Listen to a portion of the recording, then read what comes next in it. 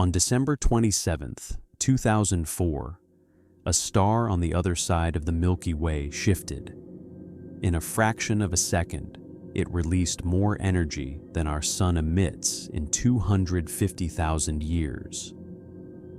The burst reached Earth after traveling roughly 50,000 light years. When it arrived, it ionized the upper atmosphere. Radio communications were disrupted. Satellites in orbit recorded it. Their detectors saturated. The ionization was measurable. The event itself was brief, but its effects on our planet were real. At the time, it was the most powerful burst of gamma radiation ever recorded striking Earth from outside. The source was a magnetar. A magnetar is what remains when a massive star collapses at the end of its life.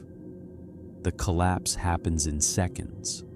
What was once a star many times the mass of the sun becomes an object roughly the size of a city, typically around 20 kilometers across, but with a mass greater than the sun's compressed into that volume.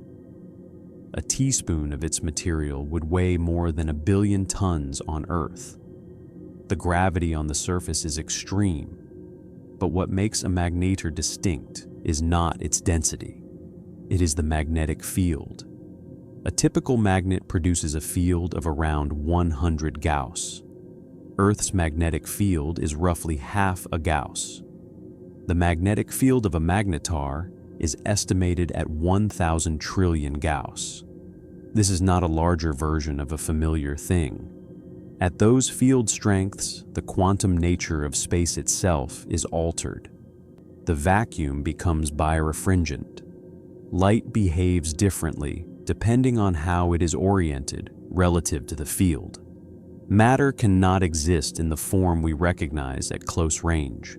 Molecules break apart. Electron orbitals deform into shapes dictated by the field rather than by the atom's nucleus.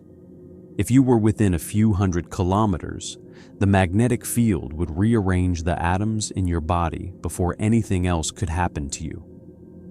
Magnetars are unstable. Their crusts build up stress from the enormous electromagnetic forces pressing on them from all directions. When the crust fractures, a starquake, the magnetic field reconfigures violently, releasing energy in milliseconds. The December 2004 event was one of these. The magnetar designated SGR 1806-2 produced a gamma-ray burst that, for a brief fraction of a second, was bright enough to affect our atmosphere from across the galaxy. We know of approximately 30 magnetars in the Milky Way. The actual number is likely higher. They are difficult to detect when they are quiet.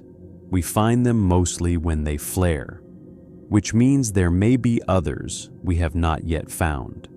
If the magnetar from 2004 had been 10 light-years away instead of 50,000, scientists estimate the gamma-ray burst would have been sufficient to strip away the ozone layer and cause a mass extinction event. The closest known magnetar is roughly 9,000 light-years from Earth. That is a significant distance.